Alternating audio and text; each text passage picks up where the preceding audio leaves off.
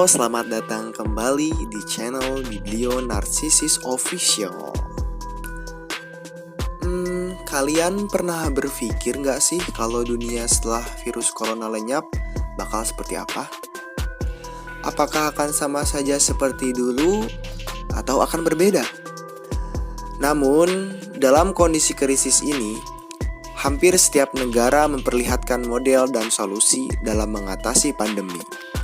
Seperti misalkan terdapat beberapa negara maju yang melakukan total lockdown dan ada juga yang tidak. Pemerintahan di Indonesia pun tak kalah reaktif dengan negara lain untuk menghadapi pandemi ini. Seperti yang sekarang ini ramai diberitakan oleh media tentang kebijakan mengenai PSBB. Kebijakan ini kemudian menjadikan orang-orang untuk mulai belajar, belanja, dan bekerja dari rumah. Yang mana tidak semua orang bisa beradaptasi dalam artian betah dengan kondisi tersebut. Meskipun kita akui bahwa fasilitas berbasis online sudah berserakan di mana-mana. Namun tetap saja akan terasa kurang sekiranya bila kita setiap hari hanya duduk untuk menghadap handphone atau laptop semata.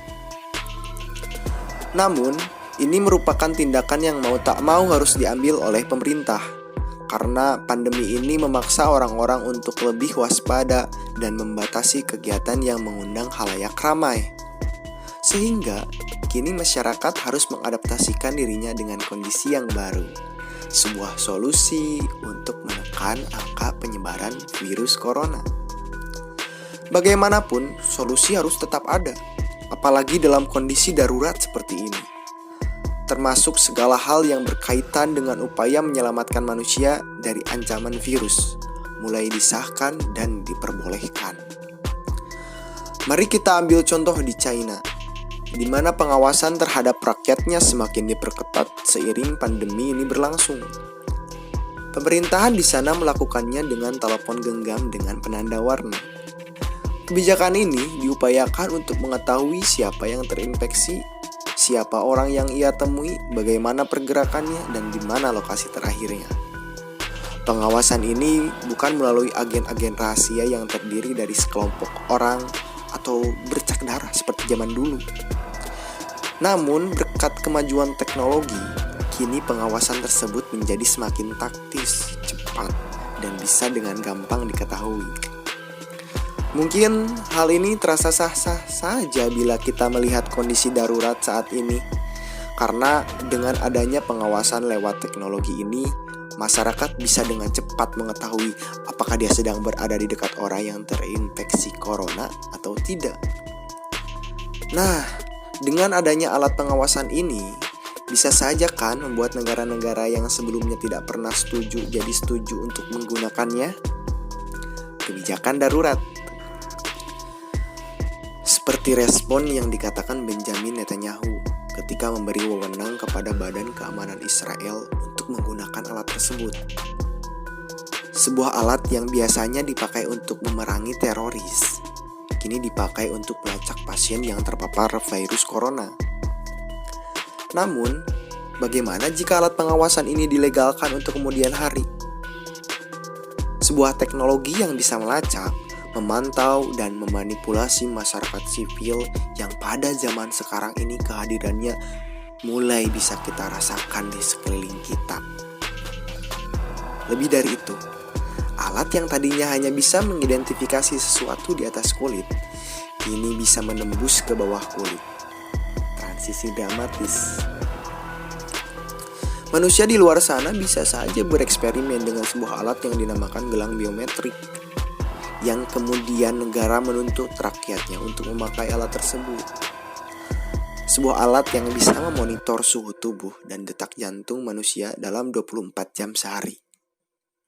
Algoritma yang berada di dalamnya bisa mendeteksi penyakit sebelum kita merasakannya. Melalui sistem pada alat tersebut, pendeteksian bisa dilakukan dengan cepat dan penyebaran bisa dihentikan. Kedengarannya canggih bukan? Namun, kelemahannya adalah alat semacam ini akan memberikan legitimasi pada sistem intelijen baru yang menakutkan. Bagaimana tidak, fenomena biologis yang sering kita rasakan seperti bahagia, sedih, dan marah akan mudah terdeteksi oleh sesuatu selain kita. Karena fenomena semacam itu sama saja kan dengan rasa sakit akan demam dan batuk.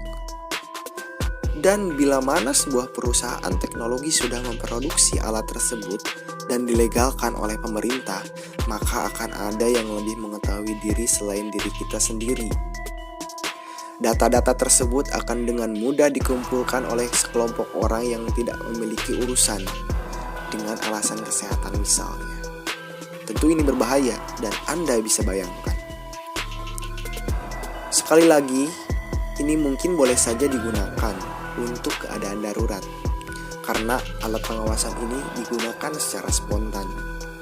Tapi, mungkinkah keadaan darurat ini akan berakhir? Bukankah keadaan darurat baru akan selalu mengintai dunia?